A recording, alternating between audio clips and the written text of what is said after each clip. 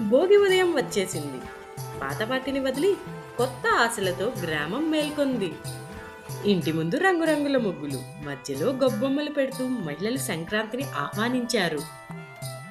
చెరుకు కట్టలు, మట్టి కుండలు, పొంగళ్ళు, సాంప్రదాయ దుస్తుల్లో కుటుంబం ఆనందంగా కలిసింది. హరిదాసు భక్తి గీతాలు పాడుతూ గ్రామమంతా శుభం, శాంతిగా ఉండాలని ఆశీర్వదించాడు. పాట అయిపోయింది. ఆటకు వస్తే మన గంగిరెద్దు. గంగిరెద్దు నాట్యం, పిల్లల నవ్వులతో ఊరు పండగలాగా మారింది.